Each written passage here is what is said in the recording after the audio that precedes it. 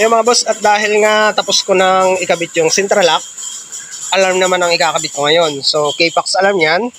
So, ipaliwanag ko lang sa inyo yung setup nito dahil negative trigger yung ating switch para sa module. Yan. Okay, paliwanag ko lang sa inyo to. Dito mga boss, yung setup ko nito, kung makikita nyo yung 6 wire, 6 pin. Yan, ito yon. Itong orange black, yellow black, at white black na wire. So dito, ang ginawa ko dito dahil negative switch o negative trigger yung ating module, dapat ang lalabas dito sa white na ito, output ay negative. So ito dapat, itong black yellow, itap natin yan diretso dito sa negative para sa ground. At itong orange black, disable na yan. Cut nyo na yan. Hindi na kailangan yan. So ang ikakabit natin dito, negative, positive, horn, central lock, turning light, at preno, brake, at yung cut-off relay, at yung ignition on. Yan, door switch, door trigger, negative door trigger. So yun, ikakabit ko na muna yun dun sa susian. Okay?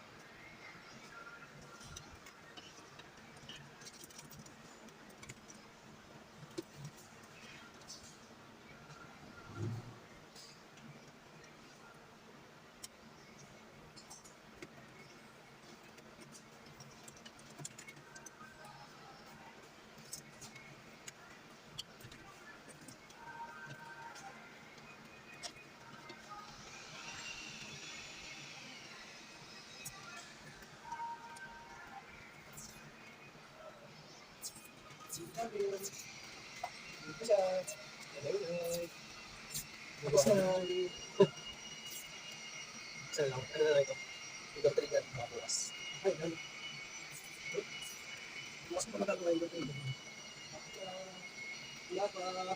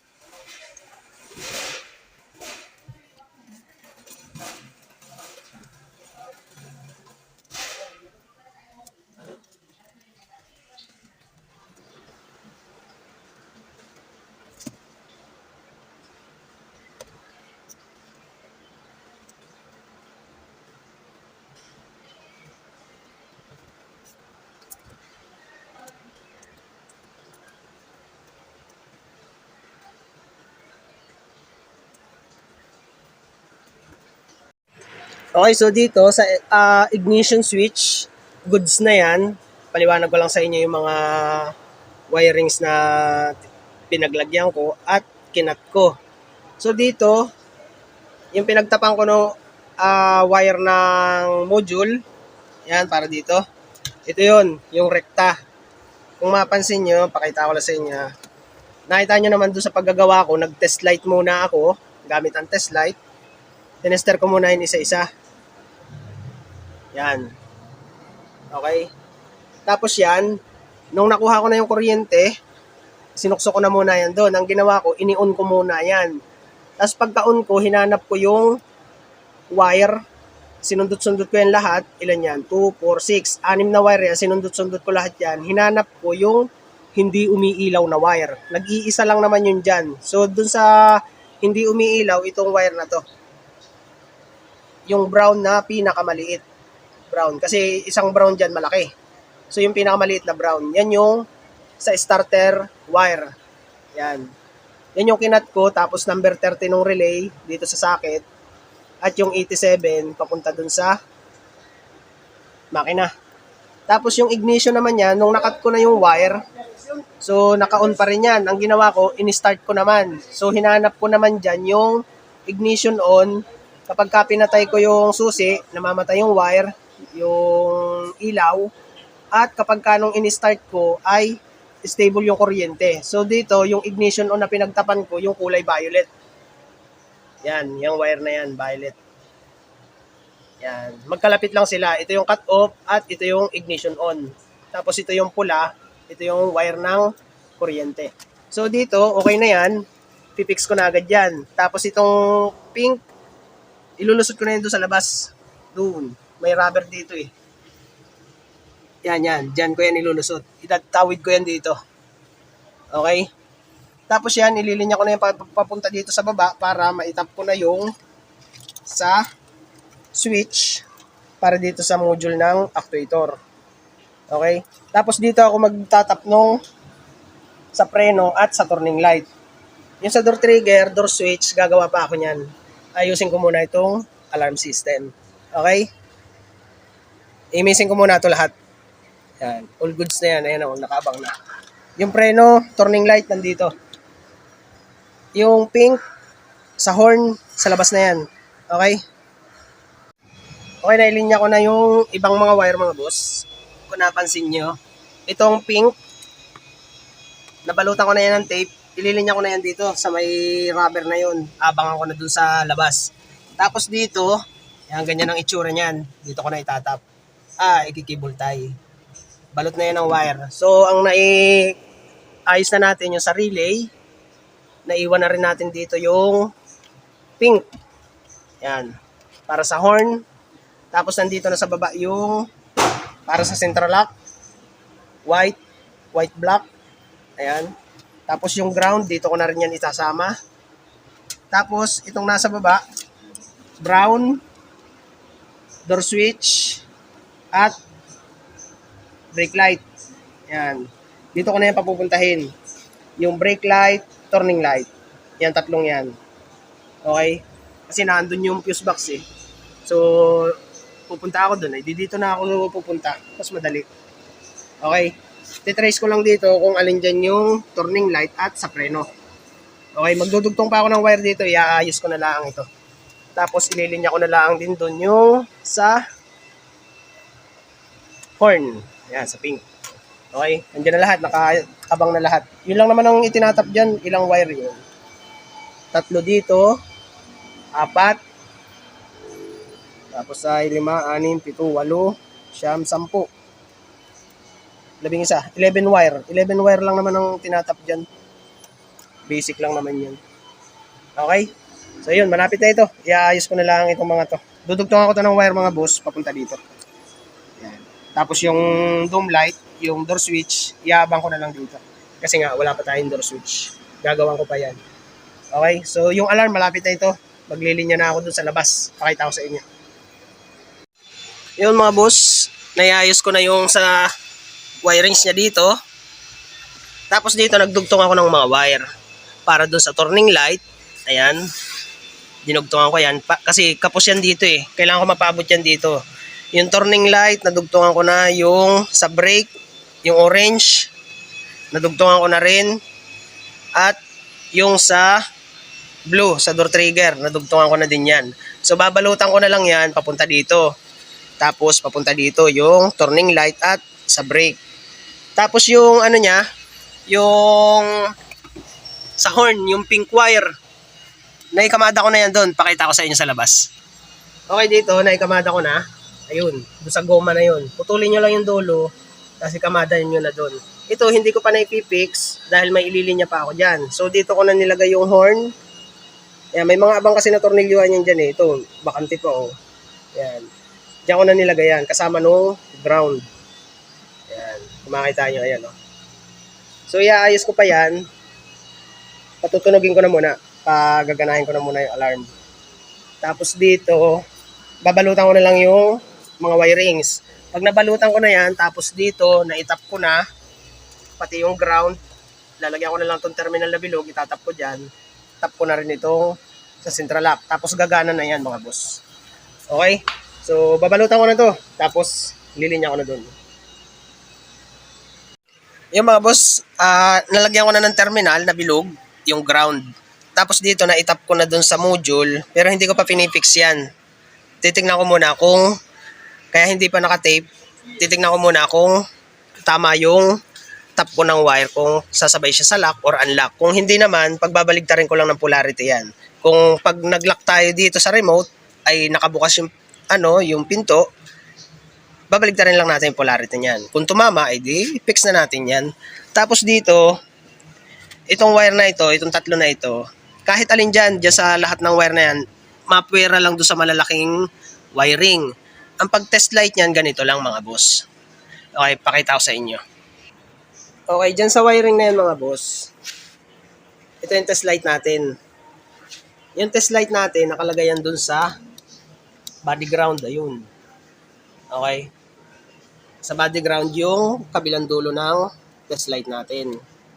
Tapos yan, ang gagawin natin dyan, i-on muna natin yung susi. Okay? I-on muna natin yung susi. 1, 2. Tapos hanapin natin, galaw natin yung turning light. Okay, nagto-turning light na yan. Dito sa mga wire na ito, mapera lang doon sa malalaki, gumamit kayo ng cutter blade. Okay? Pag kinatter blade nyo yan, iisa-isahin nyo yan. Isa-isa lahat. Bawat isang wire. Hanggang makita nyo yung nagbiblink na turning light. So, testingin natin. Katulad dito, hindi siya nailaw doon sa blue na wire. So, dito naman sa kasunod, wala rin doon sa light blue. So, tingnan natin itong dilaw. Ayan o. Nakita nyo? Pag magte-test light kayo nito, mas maganda yung test light talaga, hindi yung digital. Mas maganda kung test light. Ayan. So, pagka tinester natin to, yung turning light, natin, switch, igitna muna natin. Okay? So, namatay din siya.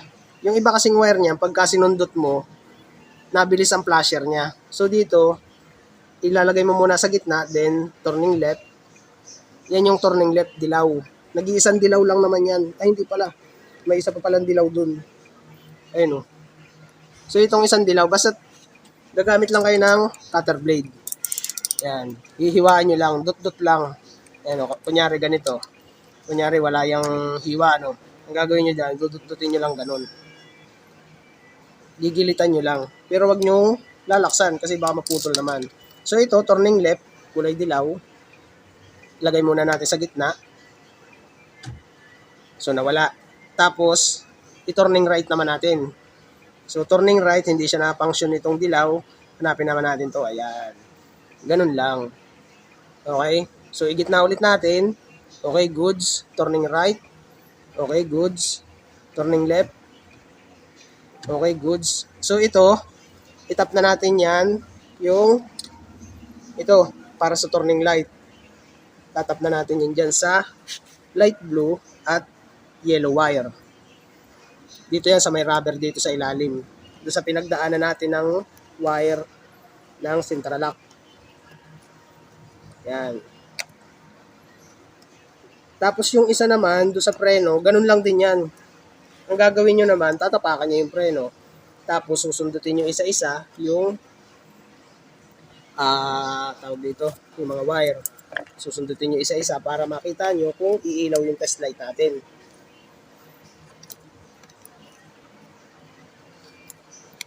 Ganyan yan. Tapos tapean nyo mabuti para all goods. Tapos dito sa kabila, itong yellow wire. Tapean din natin yan.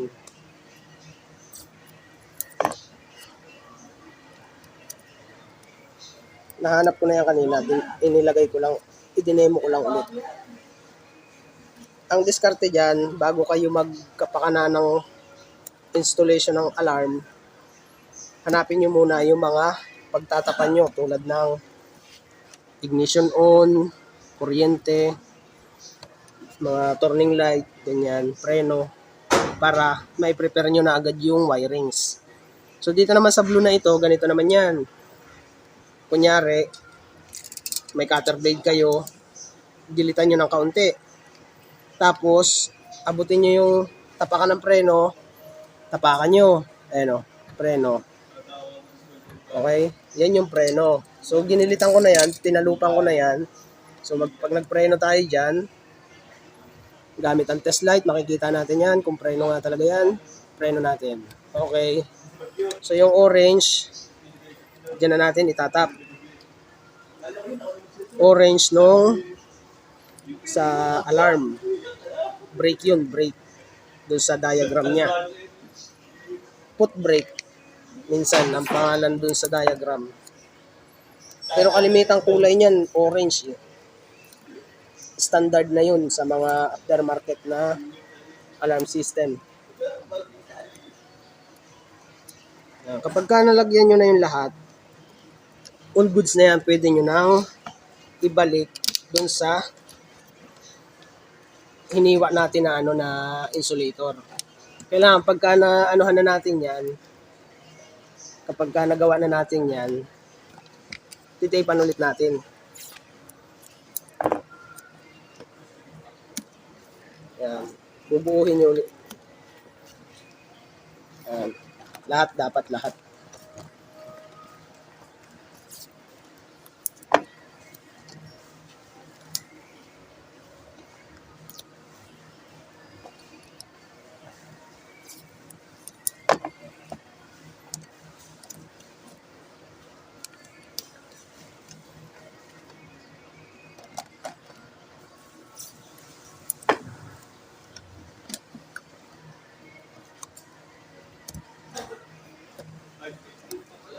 Okay, pagka napuno nyo na yun ang nabalutan na ng tape, pwede nyo na yung isalpak na ganyan. Yung rubber. Kailangan nakasecure ulit yun dun. Yan. Okay. So, ganun lang. Tapos itong dome light, standby lang yan. Gagawan ko pa to ng door switch. So, pagaganahin muna natin yung alarm system at yung Sintralock. Tapos dito naman sa sa Sintralock natin, do sa output ng alarm. So titignan muna natin kung goods na 'yan. Ilalak ko muna. Ay, hindi ko pa pala nalalagay yung fuse. Yan, ilalagay ko muna. Yan, may fuse na. Yun, ayos. Lock, unlock. Okay, ayos na ito. Hindi ko na babaguhin yan. Hindi ko na babaguhin. Titapan ko na ito. Tama yung lock unlock niya. Okay?